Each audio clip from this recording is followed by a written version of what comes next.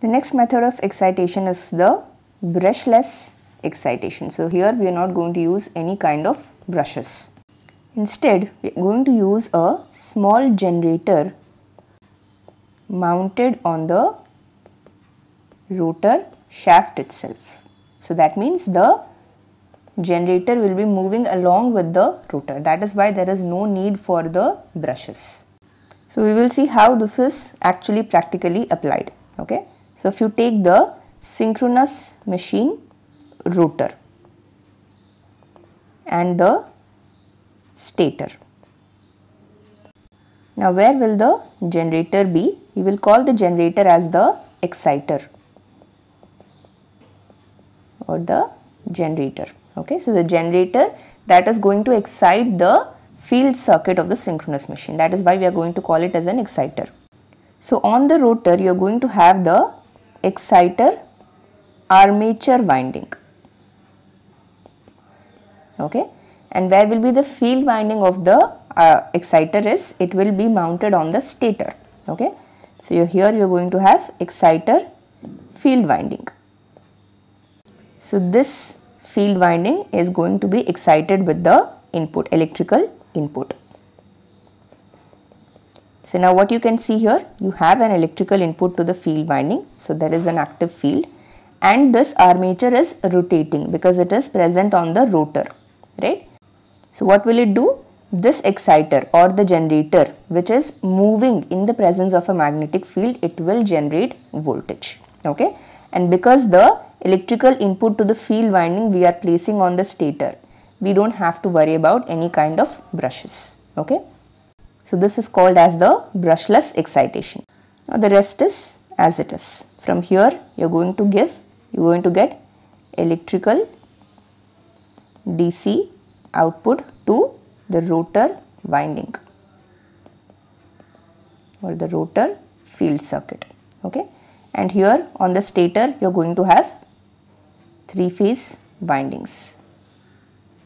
Okay, so these are going to generate the 3-phase output power.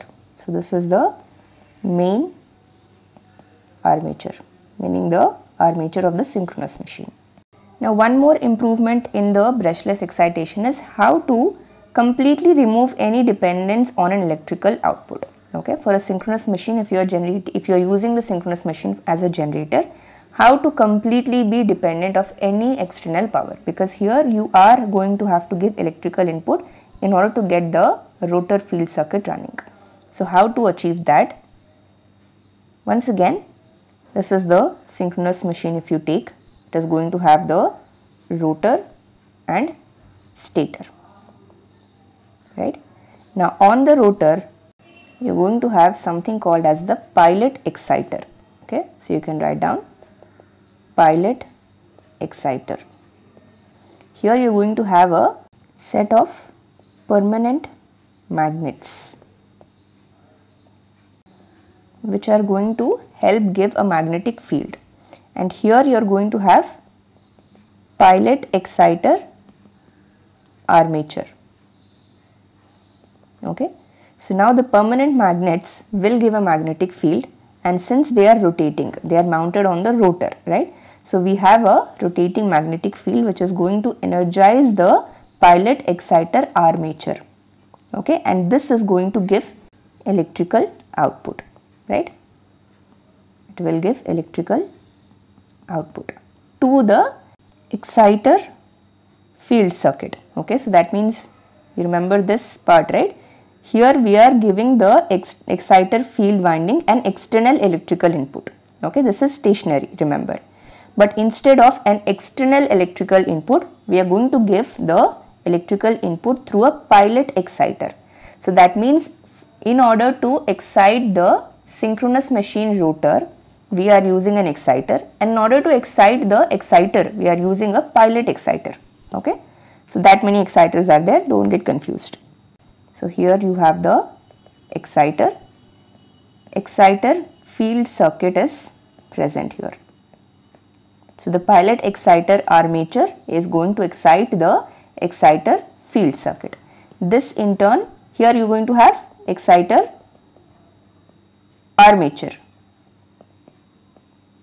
Okay, so this is now going to give you the electrical output.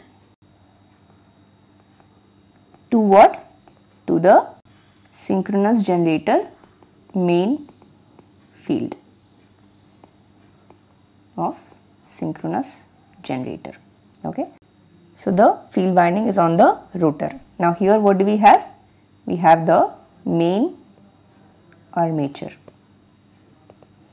That means the armature winding of the synchronous machine. So this is now going to give you the electrical output. This is how, using brushless excitation, you can completely be independent of any kind of external power supply. Okay, so this is the setup that you usually see in the power generation industries.